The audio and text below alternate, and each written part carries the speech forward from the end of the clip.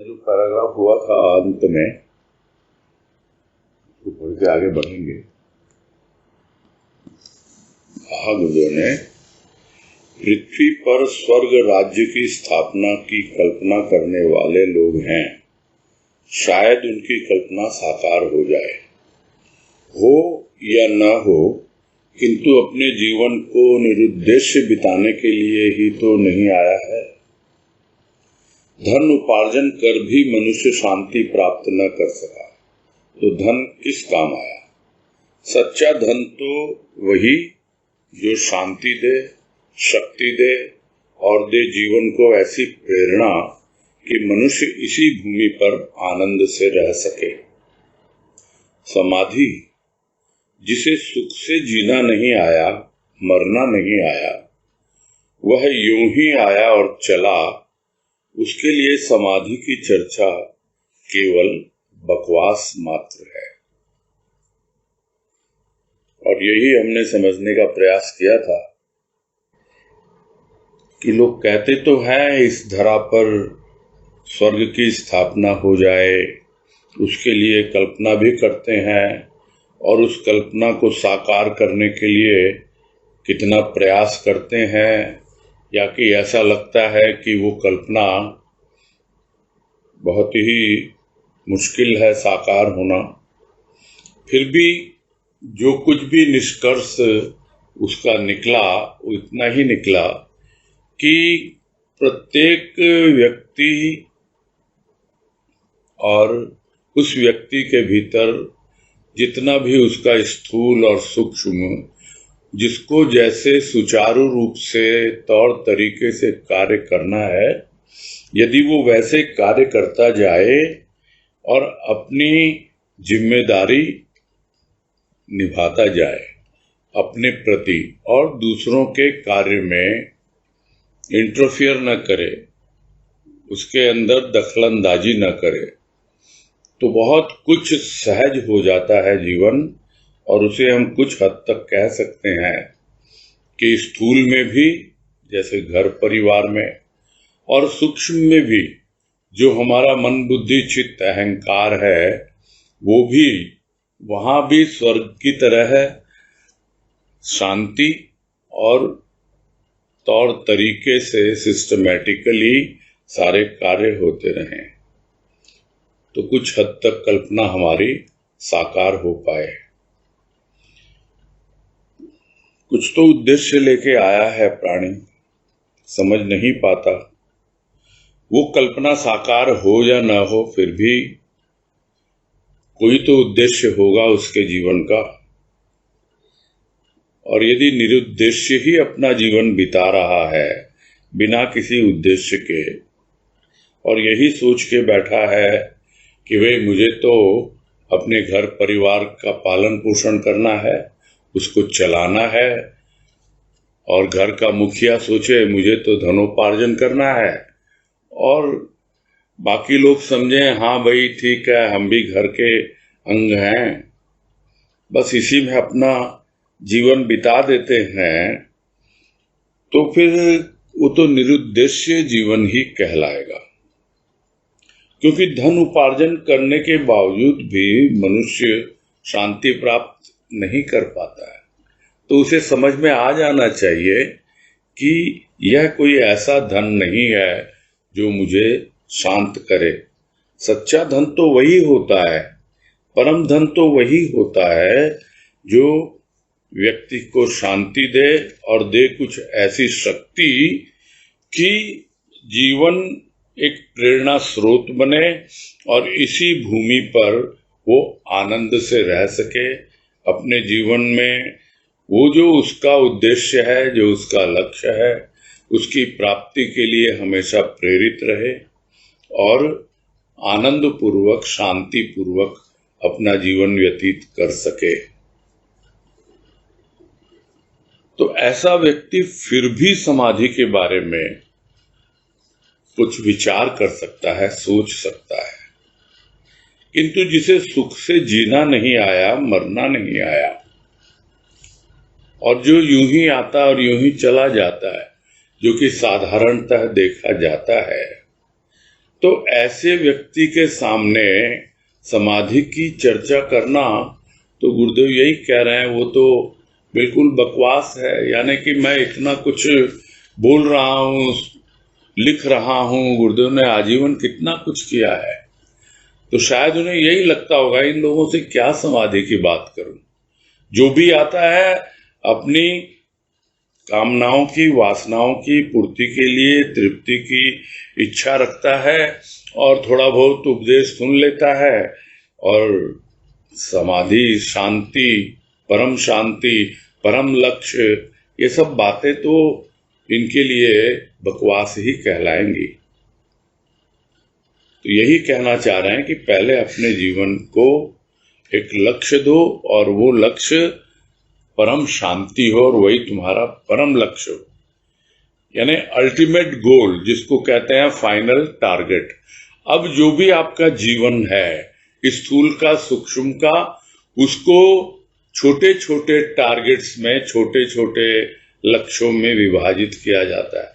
यह सब management theory है, और ये लाइफ मैनेजमेंट के लिए बहुत काम आती है। और जब हम जीवन प्रबंधन सीख जाते हैं, तो स्थूल और सूक्ष्म सब कुछ इतने आराम से चलता है, और तब जाकर हम समाधि की बात सोच सकते हैं, और वही हमारा परम लक्ष्य बन सकता है।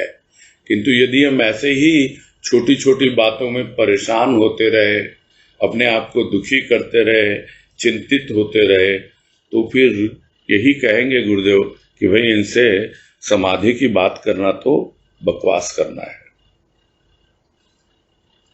आगे कह रहे हैं, सर्वशक्ति संपन्न की शक्ति का जीता जागता नमूना है मनुष्य। यह मानव मन और तन का ही अनोखा कार्य है कि प्रभु की अज्ञात शक्ति को प्रत्यक्ष किया साधना के बल पर। शरीर को व्याधि मंदिर कहना यदि उचित है, तो सब साधन कर मूल शरीरा कहना अनुचित ही होगा। अनुचित है नहीं। चित्त जिसका अनु अर्थात पीछा नहीं करता प्रिय का, तो आधी व्याधि तो आएगी ही, इसमें आश्चर्य क्या। शरीर केवल व्याधि मंदिर ही नहीं, साधना का मूल भी है। समाधि की अवस्था यदि सभी को प्राप्त हो जाती, तो इसकी प्रधानता ही न रहती चिंता और न रहता भ्रम, जिसके निवारण के लिए मनुष्य सचेष्ट है। और कितनी बार किस किस ढंग से प्रेरित करते हैं गुरुदेव और समझाते हैं कि भाई तुम एक मानव तन लेके आए हो, मनुष्य का जन्म लेके आए हो, और तुम्हारे पास सारी शक्तियां उपलब्ध हैं, तुम सर्वशक्ति संपन्न हो। यानी परमात्मा ने यदि सबसे सुंदर कृति कुछ की है, वो है मनुष्य। यानी प्रकृति का सारा निचोड़, सारा सार मनुष्य के भीतर भर दिया है। स्थूल प्रकृति में जितनी भी विशेषताएं हैं, उनसे बढ़कर मनुष्य के भीतर है। तभी तो मनुष्य प्रकृति पर शासन करने की, उसका दोहन करने की कोशिश करता है, क्योंकि वो अपने आप को प्रकृति से ऊपर समझता है। वो समझता है कि मैं सर्व शक्ति संपन्न हूं। तो अच्छी बात है, सर्वशक्ति संपन्न यदि हो, तो फिर उस शक्ति को सही दिशा में क्यों नहीं लगाते।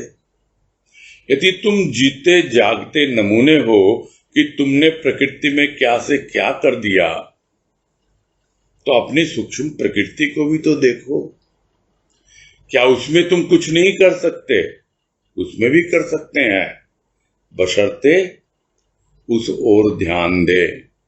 तो जो ध्यान देते हैं, समझते हैं, वो जानते हैं, समझते हैं और अनुभव भी करते हैं कि यह जो मानव मन और तन दोनों का एक ऐसा अनोखा सामंजस्य, दोनों का एक ऐसा कोऑर्डिनेशन जब होने लगता है जीवन में, यहां मन से तात्पर्य सिर्फ मन का नहीं है, पूरे सूक्ष्म का है। तन से तात्पर्य सिर्फ तन का नहीं है, पूरे स्थूल का है। यानी जब स्थूल और सूक्ष्म का एक ऐसा सामंजस्य जीवन में स्थापित हो जाए और मन और तन कुछ ऐसा अनोखा कार्य करने लगता है कि वो खुद ही चकित हो जाता है। और जो अज्ञात शक्ति की बातें लोग कहते रहते हैं कि यह तो प्रभु की अज्ञात शक्ति है, गुरुदेव कह रहे हैं उस अज्ञात शक्ति को भी प्रत्यक्ष किया है इसी मानव ने। किसके द्वारा? साधना के द्वारा। यानी साधना का कितना महत्व है यदि वो उस पर ध्यान दे। और मानव तन मिला ही है साधना के लिए, साधन है ये मानव तन।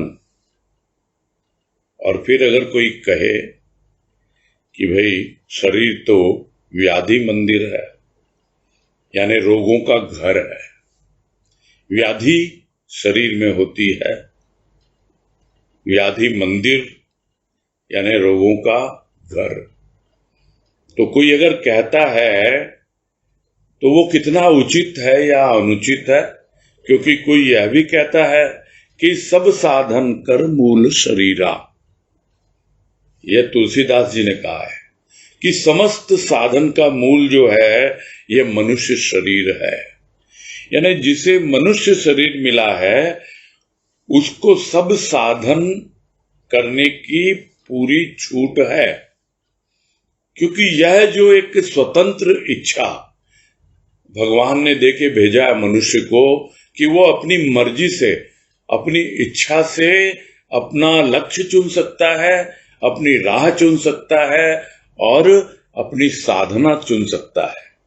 और उस साधना के लिए जो भी साधन उसे अपनाना है उसके मूल में प्रारंभ शरीर से ही होता है। यानी सर्वप्रथम स्थूल को हमें साधना है, यानी स्थूल को सही ढंग से व्यवस्थित करना और उसके बाद धीरे धीरे अपने आप अपने सूक्ष्म को समझना।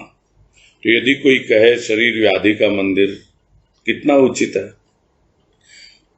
क्योंकि जो अगर कहता है सब साधन कर मूल शरीरा, यानी सब साधन के मूल में यह शरीर ही है, मानव शरीर मिला है, इसके माध्यम से ही तुम समस्त साधन कर सकते हो। तो कौन अनुचित है कौन उचित है ये कौन समझेगा?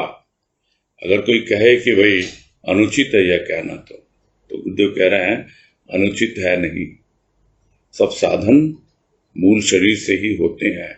इनके मूल में यह शरीर ही है, यह मनुष्य का तन है जो मिला है और इसके भीतर जो मन है वो मिला है, उसको समझना है, अनुचित है नहीं।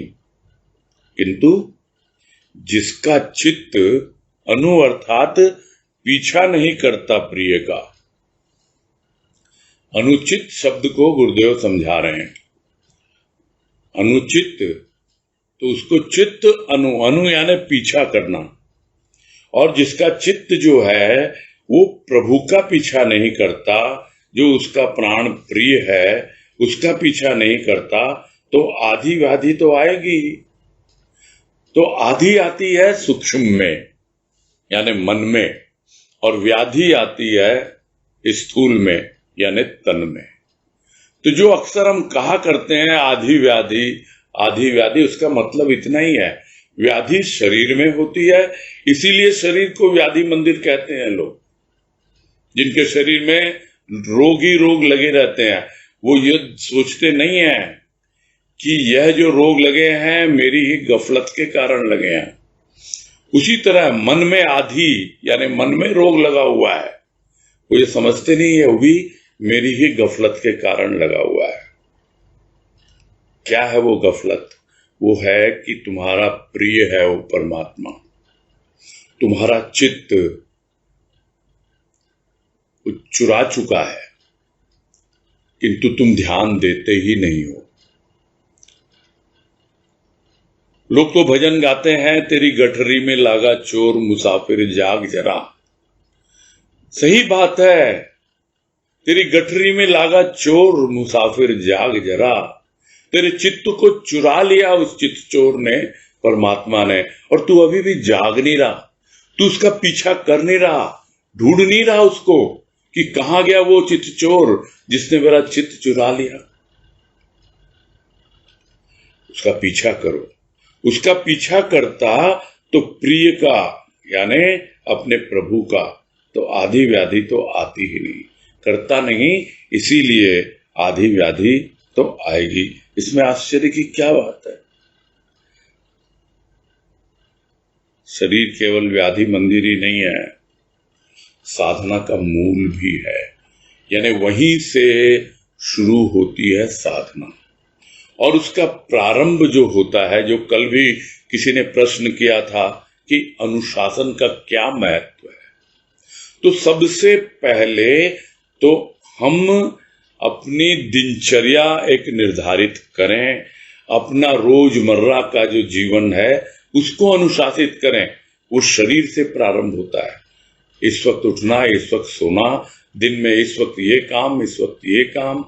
इस तरह से आपको सोचने की जरूरत ही नहीं पड़ती है, और जो समय आपके पास बचा हुआ है उसमें आप बड़े आराम से अपने प्रिय का सुमिरन कर सकते हैं।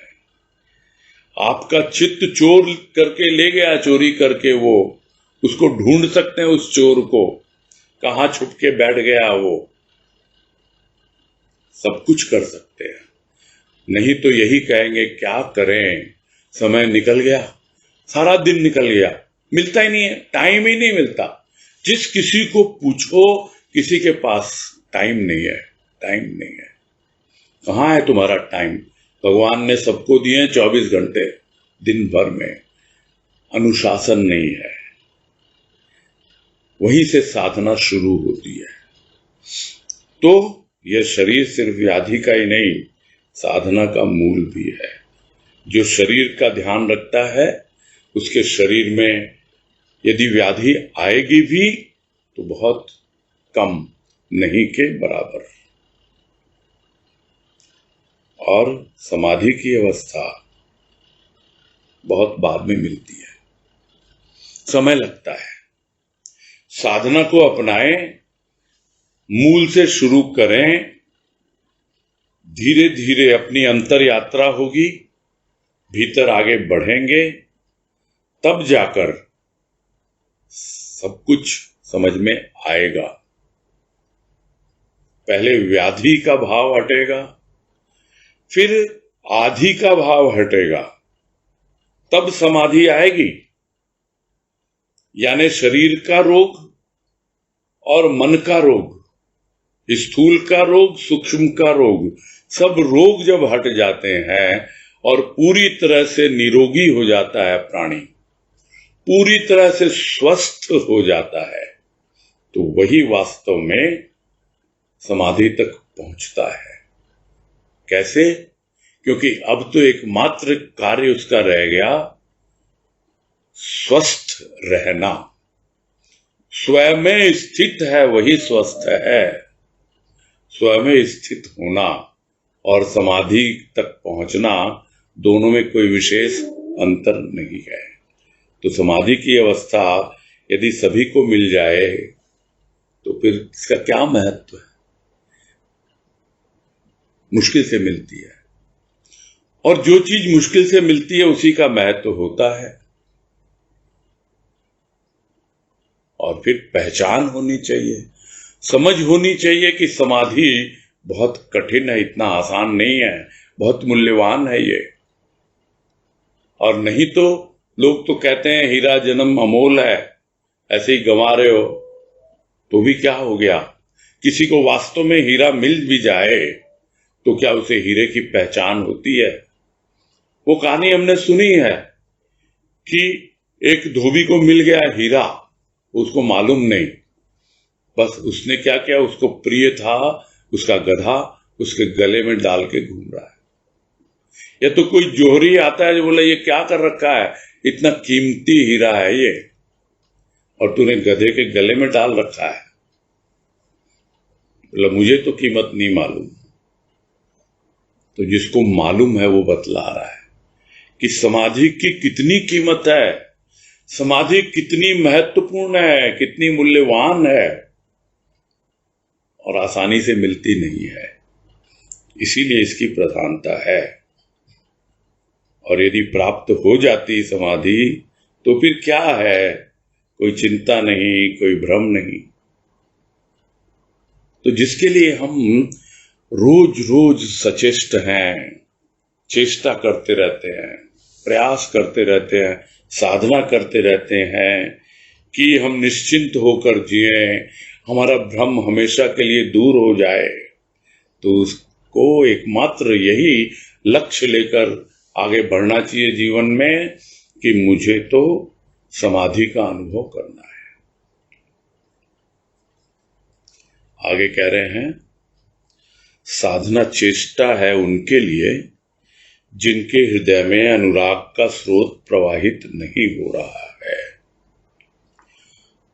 स्रोत की सौत है चिंता और चिंता की सौत है निरर्थक विचारधारा। स्रोत धारा में परिवर्तित होता है और धारा नदी में।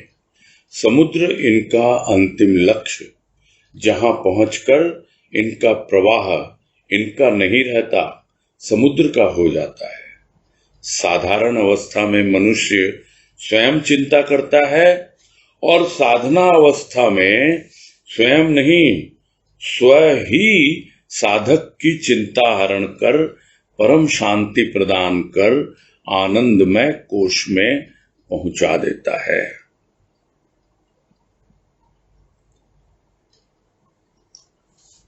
कि मनुष्य सचेष्ट है किसके लिए? चिंता और भ्रम के निवारण के लिए। तो उसके लिए यही साधना बन जाती है, उसी साधना में लगा रहता है कि कैसे निश्चिंत हूं और कैसे मेरे भ्रम का निवारण हो। किंतु जिनके हृदय में प्रभु का प्रेम, उसका अनुराग और उसका स्रोत बह रहा है, प्रवाहित हो रहा है, यानी हमेशा प्रभु के प्रेम में जो मगन हैं, उनके लिए साधना कोई चेष्टा नहीं है, कोई प्रयास नहीं है। उनके जीवन में साधना अनायास होती है। एक चीज के लिए प्रयास करना पड़ता है, कोशिश करनी पड़ती है, और एक चीज अनायास होती है, उसके लिए कोशिश नहीं करनी पड़ती, बशर्ते उसके लिए हमारे हृदय में कशिश हो। जिसके प्रति कशिश है उसके प्रति कोई कोशिश नहीं होती है, अपने आप होती है। तो चेष्टा उनके लिए है जिनके हृदय में अनुराग नहीं है। जिनके हृदय में अनुराग है उनके लिए कोई चेष्टा नहीं करनी पड़ती, अपने आप ही साधना उनकी सहज हो जाती है, होती रहती है। फिर समझा रहे हैं गुरुदेव कि स्रोत प्रवाहित नहीं हो रहा। क्यों नहीं हो रहा? क्योंकि स्रोत की सौत है चिंता। यानी स्रोत को कौन लेके आया? चिंता। यानी चिंता ने उस स्रोत का मार्ग अवरुद्ध कर दिया। और चिंता को कौन लेके आया? चिंता को लेके आया निरर्थक विचारधारा। यानी ये सब एक दूसरे के साथी हैं। जो पहले भी बात आई थी कि चिंता और दुख दोनों साथ साथ चलते हैं। जब दुख का लेख चल रहा था, चिंता आती है, फिर दुख आता है। और चिंता कौन लेके आता है? यह जो निरर्थक विचार है। तो निरर्थक विचार की धारा एक बहती रहती है, क्योंकि गंदगी तो होती ही होती है, यह प्रकृति का नियम है। किंतु उसे अलग बहना चाहिए, उसको बिल्कुल एक नाले की तरह बहना चाहिए, उसको नदी की तरह नहीं बहना चाहिए। अन्यथा जो भीतर में सरिता बहना चाहती है, जो स्रोत धारा में परिवर्तित होना चाहता है और धारा नदी में परिवर्तित होना चाहती है, वो हो नहीं पाता है। तो वो होता कब है? जब निरर्थक विचारधारा ना हो, और निरर्थक विचारधारा नहीं होगी तो चिंता नहीं होगी, और चिंता नहीं होगी तो स्वाभाविक है अनुराग का स्रोत अपने आप ही प्रवाहित होना शुरू हो जाता है। ये चिंता निरर्थक विचारधारा, यही उसके मुख पर जैसे चट्टान बन के एक झरना बहना चाहता है, उसके ऊपर चट्टान सामने आ जाती है तो वो झरना बह नहीं पाता। वैसे ये चिंता और निरर्थक विचारधारा, वो उसके सामने आ जाते हैं चट्टान बनकर और उसको बहने नहीं देते हैं। जैसे ही ये हटे नहीं कि वो स्रोत, अनुराग का स्रोत बहने लगता है, और वो स्रोत धारा में परिवर्तित होता है, और वो धारा जो है वो नदी बन जाती है। और नदी कहाँ जाती है? उसका अंतिम लक्ष्य कहाँ? उसका अंतिम लक्ष्य है समुद्र। तो इनका जो भी प्रवाह जो है वो इनका नहीं रहता।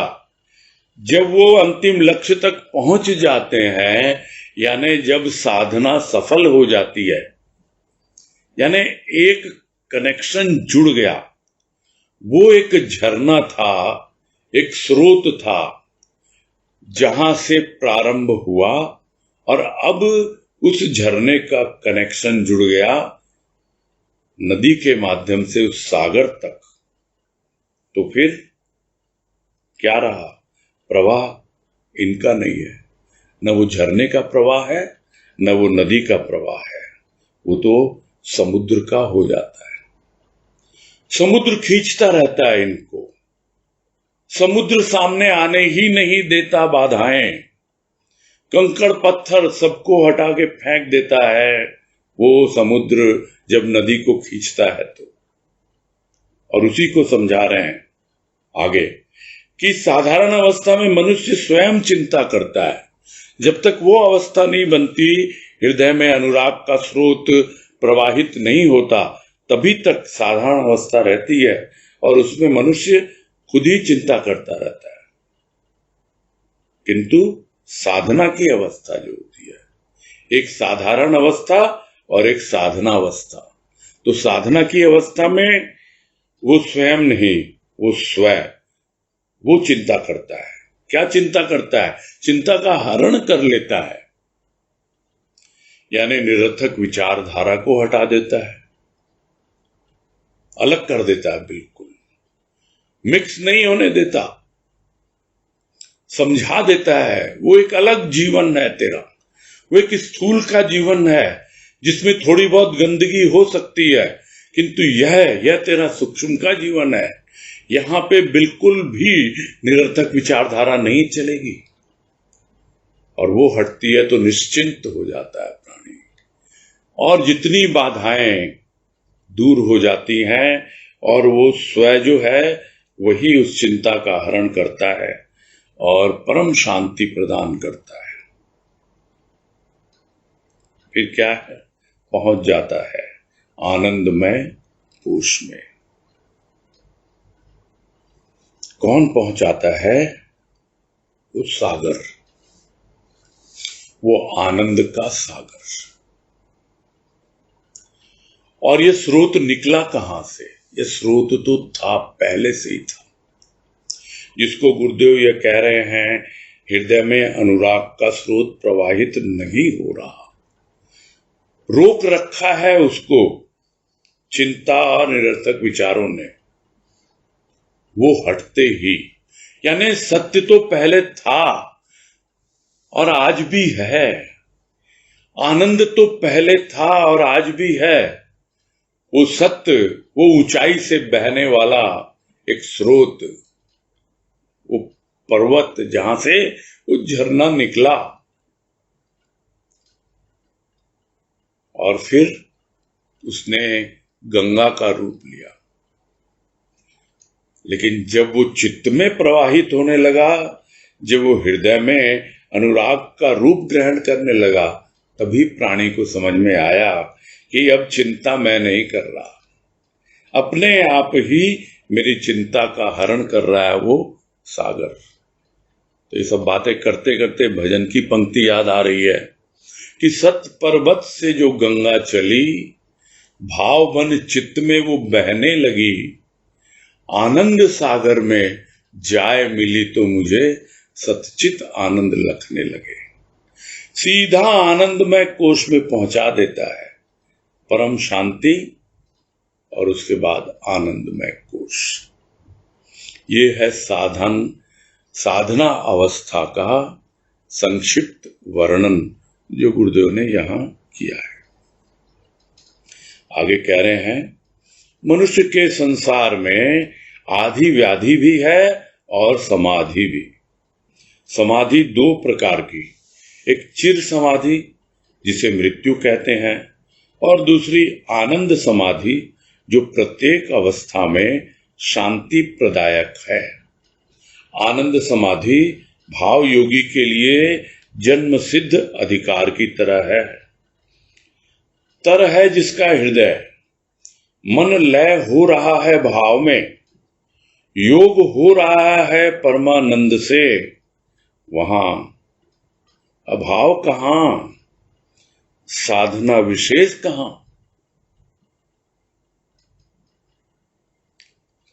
ये पैराग्राफ पढ़ के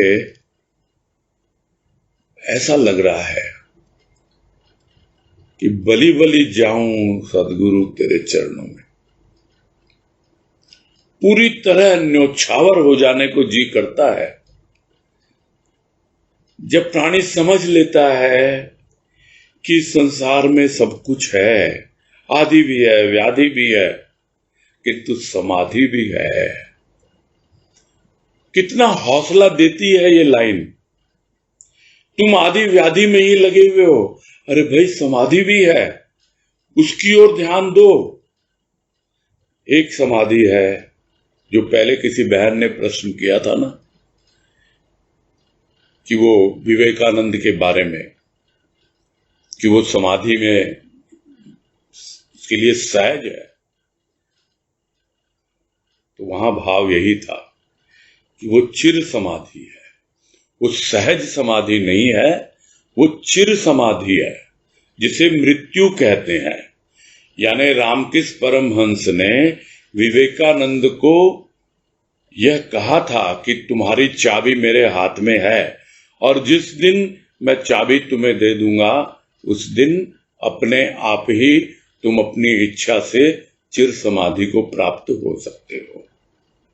तो वही बात अभी कह रहे हैं गुरुदेव यहां कि समाधि दो प्रकार की है। एक चिर समाधि जिसे मृत्यु कहते हैं, और दूसरी आनंद समाधि जो जीते जी अनुभव में आती है, प्रत्येक अवस्था में अनुभव में आती है। और उसकी पहचान यही है कि शांति प्रदान करती है। जिसे आनंद समाधि की अनुभूति हो गई वो अपने आप ही शांति का अनुभव करेगा, और जिसे परम शांति उपलब्ध हो गई वो अपने आप ही आनंद समाधि की अवस्था में जीवन बिताता है। तो उसके लिए क्या आवश्यक है? उसके लिए आवश्यक है भाव के साथ योग करना, भाव योगी बनना। हम गुरुदेव को भाव योगी संत कहते हैं। संत हैं वो। भाव योगी हर कोई हो सकता है, जिस किसी का भाव के साथ योग हो, जिसने भाव को ही योग की पद्धति माना है, वो भाव योगी है। और यह भाव योग पुस्तक में जब हमने किया था तो गुरुदेव ने बहुत अच्छी तरह से समझाया था। तो यदि हम भाव योगी हैं तो हमें विचार ही नहीं करना कुछ, भाव के साथ योग है। और भाव योगी के लिए जन्म सिद्ध अधिकार की तरह है ये आनंद समाधि।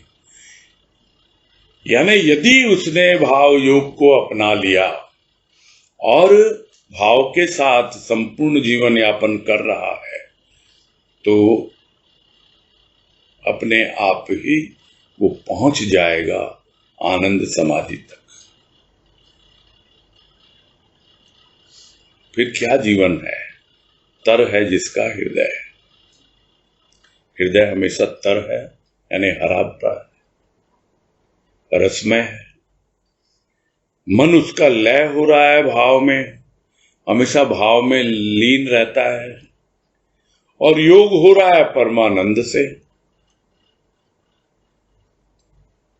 मन में तरी है, हरी है, हृदय रसपूर्ण है और हमेशा भाव में ही है। तो फिर क्या रह गया? अभाव का तो नामो निशान ही नहीं है। और इस तरह है जब जीवन जिएगा कोई, तो क्या उसे साधना करनी पड़ेगी? साधना कहाँ है? लोग भले ही कह दें ये साधना है, ये साधना विशेष कुछ है ही नहीं इसमें। ऐसा जीवन यदि बन जाए तो उसके लिए साधना कोई चेष्टा नहीं है, कोई कोशिश नहीं है, कोई प्रयास नहीं, अनायास होता है। कोई विशेष स्थान फिर रहता ही नहीं है साधना का। और उसी को गुरुदेव कहते हैं सहज योग। सहज योग यही है कि हम भाव में जिएं, भावपूर्ण ढंग से जिएं, हृदय में प्रभु का प्रेम हो, प्रेम के रस से सराबोर हो हृदय। और हमेशा जो हमारे भीतर बैठा हुआ परमात्मा, परमानंद स्वरूप, उसके साथ हमारा योग होता रहे। तो यह जो विशेषता गुरुदेव लिख रहे हैं, ये अपने जीवन का ही सार लिख रहे हैं और हमें प्रेरित कर रहे हैं कि जो जीवन मैंने जिया, तुम भी यदि चाहो तो बड़े आराम से जी सकते हो, बशर्ते तुम भाव योग को अपनाओ, भावपूर्ण जीवन जियो। और कुछ नहीं चाहिए, मुझे किसी और से प्यार नहीं, तेरे भाव से मुझे प्यार है। मेरा यही तो संसार है, बहती हुई इस धार में मेरा यही तो आधार है। भजन की पंक्तियां याद आ गई। ये जीवन बन जाए तो फिर क्या रह गया जीवन में? कोई साधना नहीं है, अपने आप ही उसकी कृपा से हम उस समाधि की अवस्था तक पहुंच सकते हैं। आगे कह रहे हैं, परम शांति ही जिसके जीवन का लक्ष्य है, वह विशेष साधना का उपासक नहीं देखा जाता। झंझट वह भी निरंतर यदि होता रहे तो शांति कहां? अतः साधना संपन्न व्यक्ति अल्पकाल के लिए समाधि का प्रयास करता है। विचारों का चक्र ही ऐसा होता है कि मनुष्य इस चक्र से सरलता से अपनी रक्षा नहीं कर पाता। करता है और पाता नहीं विश्राम, आराम। वह तो व्याकुल होगा ही। व्याकुलता दूर होती है जब मनुष्य भाव में रहता है इसी संसार में, किंतु उसका यह संसार दूसरा ही संसार रहता है जहां व्याकुलता या चिंता नहीं रहती। यही बता रहे हैं की व्याकुलता और चिंता नहीं है। क्यों? क्योंकि उसके जीवन का परम लक्ष्य है परम शांति। और फिर उसे कोई विशेष साधना की आवश्यकता नहीं है कि इस साधना को अपनाऊं, इस उपासना को, पद्धति को मैं अपने जीवन में शामिल करूं। ऐसे बैठो, इस आसन में बैठो, इतने बजे उठो, ये भोजन करो, ये न करो, पता नहीं क्या क्या पद्धति लोग बताते हैं। किंतु यदि जिसे परम शांति का अगर लक्ष्य निर्धारण किया है जिसने, तो उसे तो ये सब झंझट ही लगता है। और निरंतर रोज का धंधा हो गया ये तो, रोज ऐसे करना, अरे फिर शांति कहाँ है? ये तो बहुत झंझट का काम है। ऐसे करो, ऐसे करो, इस नाक से सांस लो, उस नाक से छोड़ो, इस तरह से तुम ध्यान करो, इस तरह तुम धीरे धीरे समाधि में पहुंचोगे। पता नहीं कैसे कैसे तरीके लोग बताते हैं। और जो प्रभु से प्रेम करता है ना, जो भाव में जीता है, उसे ये सब बड़ा झंझट का काम लगता है। तो इसलिए जो कोई अपनाता भी है ना इसको, थोड़ी देर के लिए देख लेता है, आजमा लेता है, समाधि का प्रयास तो करता है, किंतु विचारों का चक्र ऐसा होता है कि बस वो उसमें उलझ जाता है। और उलझ जाता है तो फिर अपनी रक्षा करता नहीं, कर नहीं पाता। वो ऐसे उसको हैवी लगने लगता है, मन तो लगता नहीं है वहां, रस तो मिलता नहीं है, हृदय तो तर है नहीं, मन लय हो नहीं रहा, तो फिर क्या होगा?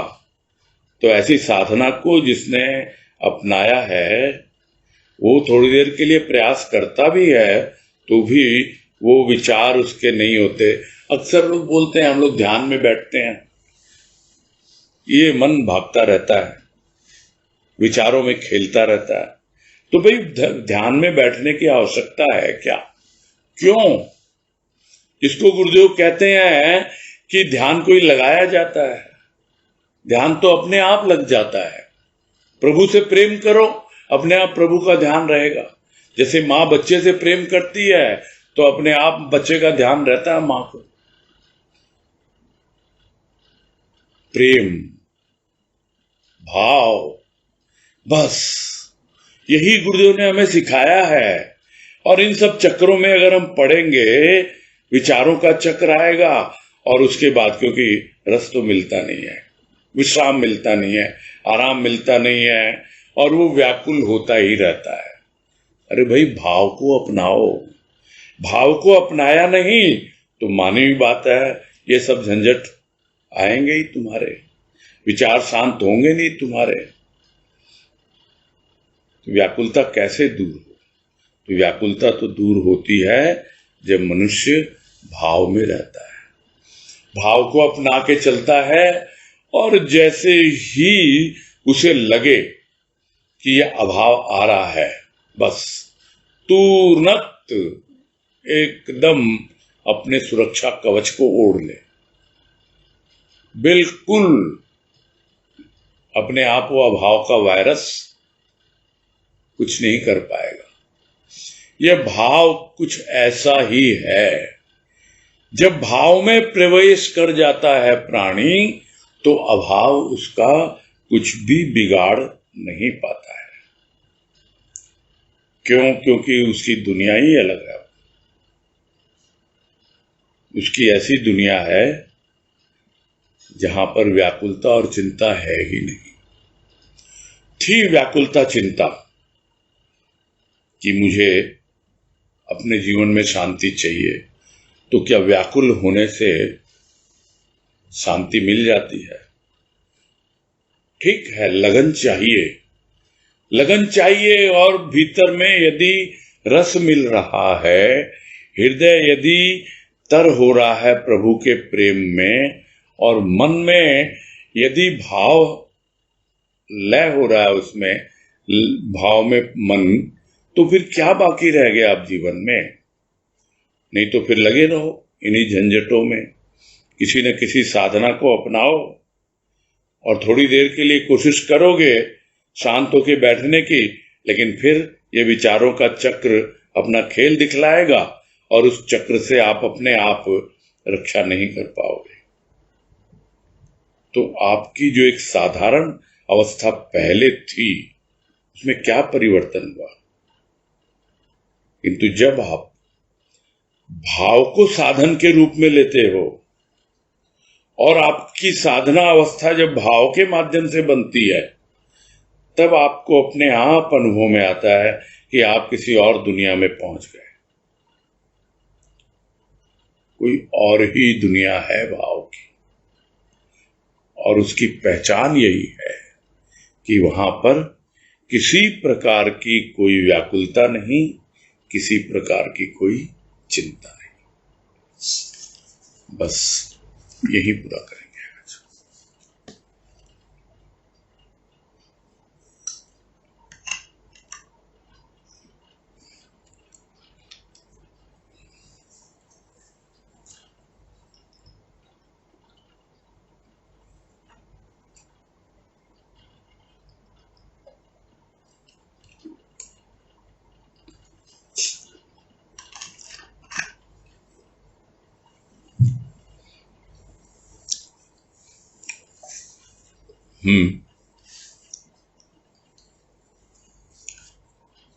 श्वेता पारिक, ये कोई नया नाम दिख रहा है। आज ये अनम्यूट कीजिए इनको और परिचय मांगेंगे हम इनसे। जरा बताएं, आप अपना परिचय दें।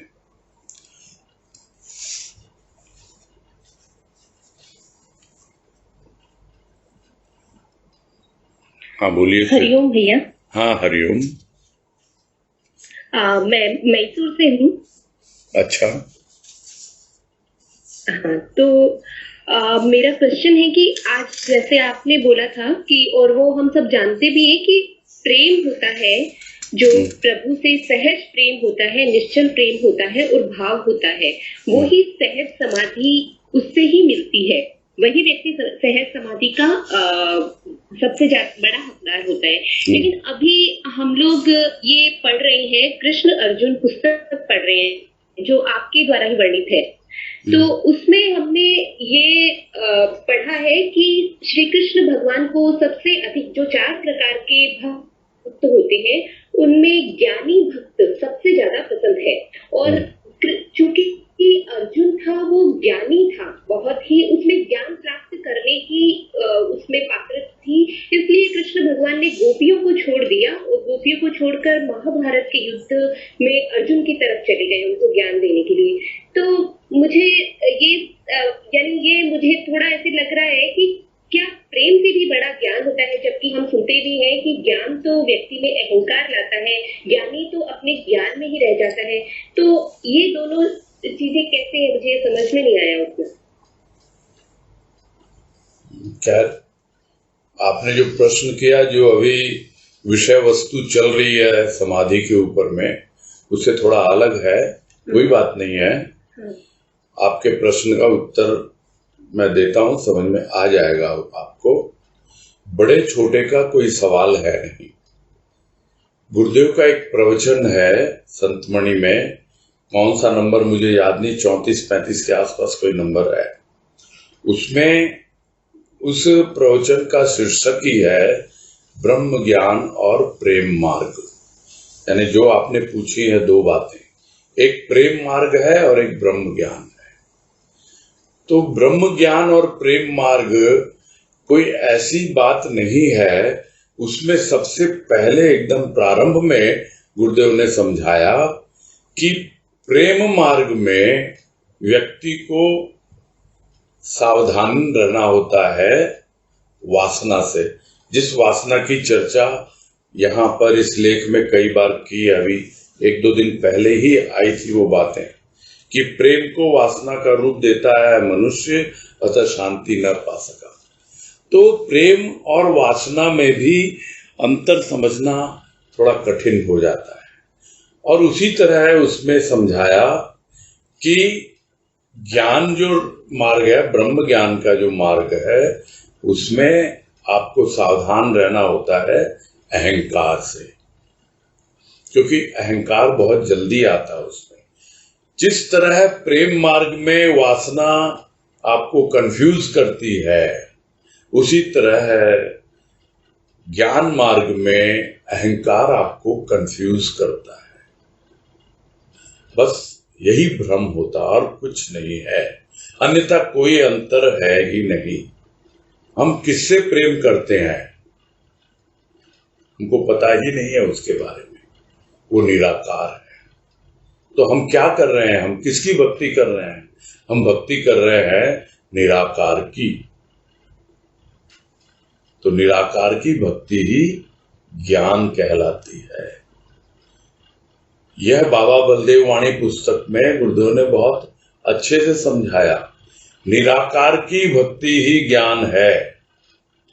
और जहां तक बात गोपियों की और अर्जुन की है, उसमें गोपियों की जो भक्ति है वो साकार भक्ति है। गोपियों को ज्ञान नहीं है और ज्ञान चाहती भी नहीं है वो। तो ज्ञान सबके लिए बना भी नहीं है। वैसे ही समाधि की बातें सबके लिए नहीं है। आप प्रेम में मगन रहिए, भाव में मगन रहिए, हो सकता है अपने आप समाधि की अवस्था तक पहुंच जाएं। वैसे ही है, आप प्रेम और भाव में मगन रहिए, हो सकता है आपको ज्ञान हो जाए। कुछ भी असंभव नहीं है, किंतु आपको उसके प्रति रुझान होना चाहिए, इंटरेस्ट होना चाहिए। गोपियों को इंटरेस्ट नहीं था ज्ञान का, और इसीलिए तो जब कृष्ण चले जाते हैं वहां से, तो वो विलाप करती रहती है, रोती रहती है। वो तो राधा समझाती है उनको कि कृष्ण कहीं गया थोड़े ही है, कृष्ण तो मेरे हृदय में है। तो हृदय में कौन है? वो निराकार कृष्ण ही तो है। इसका मतलब क्या? राधा को ज्ञान है, गोपियों को ज्ञान नहीं है। ये सब बातें हमको समझनी होती हैं कि प्रेम क्या राधा को कम प्रेम है कृष्ण से, गोपियों को ज्यादा है क्या? किंतु राधा को प्रेम भी है और ज्ञान भी है। अर्जुन को, जहां तक अर्जुन की बात है, वो क्योंकि पूरा आधारित है कृष्ण अर्जुन, जो भाव निर्जणी पुस्तक गुरुदेव ने लिखी है उसके अंत में है, उसका वो विश्लेषण है। और वो विश्लेषण आपने पढ़ा होगा, जो आप जिसकी बात कर रहे हैं। तो उसके अंदर जो भी गुरुदेव ने लिखा है, उसी बात को एक्सप्लेन करने का प्रयास है। यानी जो दो शब्द वहां लिखे हुए हैं कि प्रेम कृष्ण प्रेमी अर्जुन, फॉर एग्जाम्पल, तो उसको हमको समझना पड़ेगा ना कि प्रेमी अर्जुन क्यों कहा, प्रेमी गोपियां क्यों नहीं कहा। बस इसी बात को समझाने का प्रयास है वहां पर, और कुछ नहीं है। ठीक है, समझ में आ रही ना बात? हाँ ठीक है भैया। फिर ऐसा नहीं है कि ज्ञानी भक्त ही सबसे ज्यादा प्रिय है। अगर प्रेम नहीं, सबसे ज्यादा निश्चल प्रेम पर आगे बढ़ता है, सबसे ज्यादा प्रिय तो ज्ञानी भक्ति होते हैं भगवान को। इसमें किसी को संदेह नहीं होना चाहिए। बिल्कुल, बाबा को सबसे प्रिय गुरुदेव हैं। अनेकों भक्त हैं बाबा के, उस वक्त भी थे, किंतु सबसे प्रिय गुरुदेव हैं, क्योंकि गुरुदेव को ज्ञान हो गया, आत्मज्ञान हो गया, बाबा की कृपा से हुआ। किंतु वो भक्ति करते रहे आजीवन। वो अपने अहंकार में उन्होंने जीवन नहीं बिताया। ज्ञानी भक्त का सबसे सुंदर और सबसे बढ़िया एग्जाम्पल है गुरुदेव, संत श्री नंदलाल। भक्ति में पूरा जीवन भक्ति में बिताया है, प्रेम और भाव में बिताया है, किंतु पूरी तरह से ज्ञान है उनको। तो ज्ञान होने के बाद जो भक्ति होती है, उसका तो मजा ही अलग, आनंद ही अलग है। और वही वर्णन करते रहते हैं गुरुदेव सब जगह। एक ज्ञान के पहले की भक्ति और एक ज्ञान के बाद की भक्ति, दोनों में जमीन आसमान का अंतर होता है।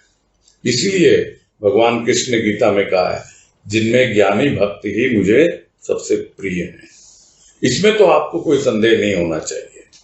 आपको प्रेम अच्छा लगता है, प्रेम कीजिए। भाव अच्छा लगता है, भाव में रहिए। किंतु भाव में सिर्फ प्रेम ही नहीं है, सिर्फ भक्ति ही नहीं है, भाव में ज्ञान भी है।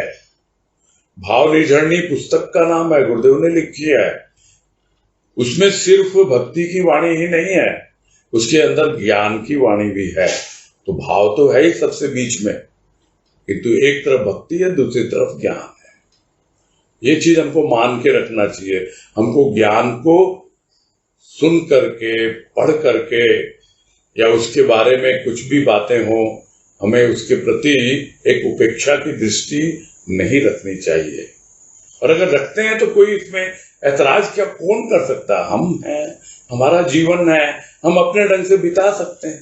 गोपियों का जीवन था, उन्होंने अपने ढंग से बिताया और खूब उनकी चर्चा होती है जगह जगह। अर्जुन की चर्चा कहाँ होती है? सिर्फ महाभारत में होती है। किंतु गुरुदेव ने उसकी चर्चा की है।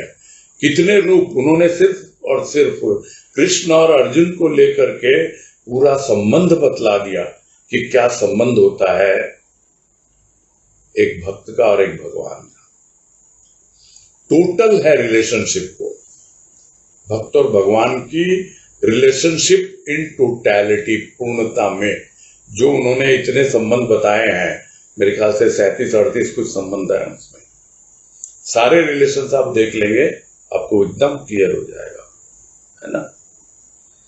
फिर भी आपकी इच्छा है, आपको हाँ प्रेम अच्छा लगता है, प्रेम में रहो ना, कौन रोकता है।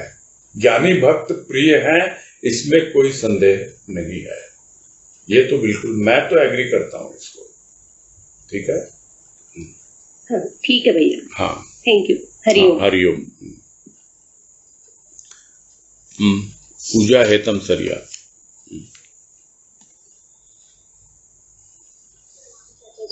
हाँ बोलो। हरिओम।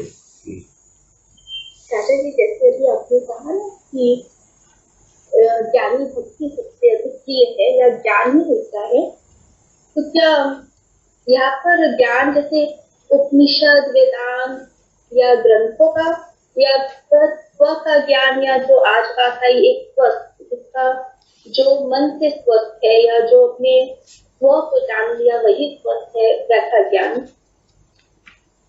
कि दोनों?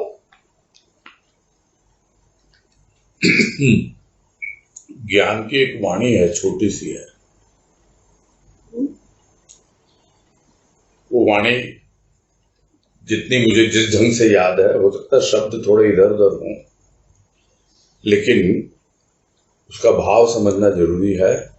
और उससे पहले जो बहन बात कर रही थी, उनका कॉन्सेप्ट भी क्लियर होगा उस वाणी को समझ के। उस वाणी में गुरुदेव ने इतना ही कहा है कि ज्ञान कोई पुस्तकीय विषय नहीं,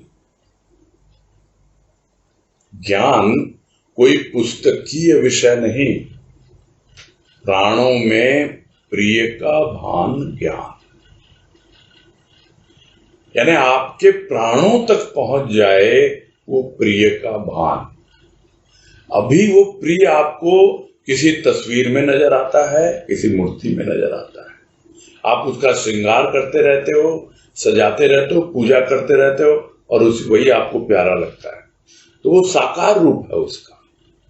तो वही बात हुई ना, निराकार भक्ति, वो ज्ञान है। और वो प्राणों तक पहुंच जाए, वो आपका प्रिय का भान, यानी सूक्ष्माति सूक्ष्म रूप जो होता है, मन बुद्धि चित्त अहंकार से भी परे होता है प्राण का अस्तित्व। तो उसमें यदि आपको प्रिय का भान हो रहा है, वही ज्ञान है, वही ज्ञान है। तो वेद उपनिषद ये तो पुस्तकीय ज्ञान है, प्राणों में प्रिय का भान। और गुरुदेव जो इतना लिख के गए हैं, और भाव निजरनी और पुस्तकें और प्रवचन वगैरह, वो किस लिए है कि हम भी अपने प्राणों में उसका अनुभव करें। ये नहीं कि हमने आनंद समाधि पुस्तक में ये समाधि लेख कर लिया, बहुत अच्छे से समझ में आ गया, तो हमको ज्ञान हो गया, ऐसा नहीं होता है। आप अपनी प्राणों की गहराई तक उस प्रिय को ले जाइए, तब जाकर के वो अवस्था बनती है। तब मालूम पड़ता है कि ज्ञान क्या होता है ना। और पुस्तकों में तो है ही नहीं ज्ञान। पुस्तकें आपको प्रेरणा देती हैं, पुस्तकें आपको राह दिखलाती हैं, किंतु सब राह सबके लिए बनी नहीं है। राह का निर्धारण या उसको चुनना वो तो आपके अपने इंटरेस्ट पर है। किसी को कुछ अच्छा लगता है, किसी को कुछ अच्छा लगता है, किंतु भाव और प्रेम ये एक ऐसी विधा है, ये एक ऐसा तरीका है कि इसमें सब समा जाते हैं।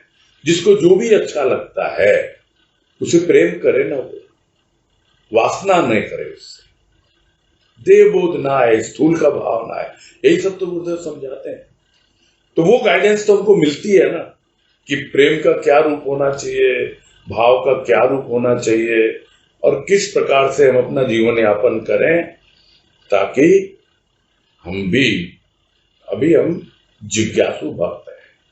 जो 4 प्रकार के भक्तों की बात उस बहन ने कही ना, जो भगवान कृष्ण ने गीता में कहा, उसमें 4 प्रकार के भक्त यही हैं, आर्थ, अर्थार्थी, जिज्ञासु, ज्ञानी। फिर भगवान कृष्ण ने कहा उसमें कि इनमें ज्ञानी ही मुझे सबसे प्रिय है। तो ये भगवान कृष्ण ने कहा, उसके ऊपर वो डाउट क्रिएट कर रही थी या समझना चाह रही थी, तो वो तो क्लियर हो गई उनको बातें, आई होप। अभी हम जिज्ञासु भक्त हैं, नहीं तो हम आर्त और अर्थार्थी ही बने रहेंगे। आर्त यानी दुख में जो याद करता है, अर्थार्थी यानी जो रुपये पैसे में याद करता है। तो सारी दुनिया दिखती है हमको, वो भी भक्त है उनके, ऐसा थोड़ी है। भगवान खुद कहते हैं ये भी मेरे भक्त हैं, किंतु जब तक जिज्ञासु भक्त नहीं होगा तब तक उसको ज्ञान नहीं होगा। वो आर्त और अर्थार्थी में ही उलझा रहता है, जिसको गुरुदेव यहाँ हमेशा बोलते हैं साधारण प्राणी, साधारण प्राणी। साधारण प्राणी आर्त और अर्थार्थी इससे बाहर निकल नहीं पाता है। ये तो थोड़ा जिज्ञासु जो होता है वो समझना चाहता है, वो उसको जिज्ञासा होती है, वो ज्ञान की ओर आगे बढ़ना चाहता है। मुझे उम्मीद है जो लोग भी सुन रहे हैं सबको एक कॉन्सेप्ट समझ में आ गया होगा, क्योंकि बहुत इंपॉर्टेंट क्वेश्चन किया उन्होंने, और मैं बहुत अपने आप में एक क्या बोलते हैं संतुष्टि का अनुभव कर रहा हूं कि बहुत अच्छे तरीके से गुरुदेव ने उसका भाव समझाया है कि हम ये न समझें कि जो ज्ञान की राह पे चल रहे हैं या जो ज्ञान प्राप्त करना चाहते हैं, जो जिज्ञासा जिनको है वो, और वो जो प्रेम के राह पे चल रहे हैं, यहाँ तो प्रेम को ही बता रहे हैं ना गुरुदेव। वो प्रेम लेकिन व्यक्ति के प्रति नहीं होना चाहिए, ये बात भी बार बार आती है। बस इतना हम यदि समझ लें तो हमारा जीवन सफल हो जाए और उसी राह को हम पकड़ के आगे बढ़े। ठीक है ना, समझ में आ गई होगी सारी बातें? जी चाहते। हाँ ठीक है, फिर पूरा किया जाए। हाँ पूरा करते हैं अब।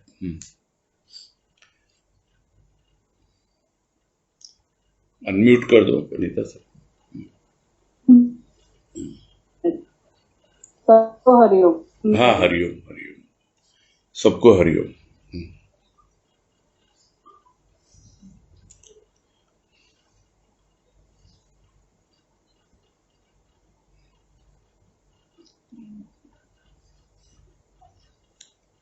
अनम्यूट हुआ नहीं है अभी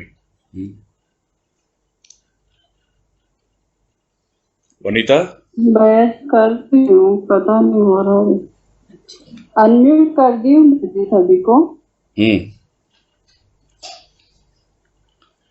चलो कोई बात नहीं है, हरिओम तो हो ही गया। हम भी सुन लेते उनके मुख से हरिओम, बस यही चाह रहे थे। ठीक है, फिर कोई टेक्निकल प्रॉब्लम होगी छोड़ो, पूरा करते हैं।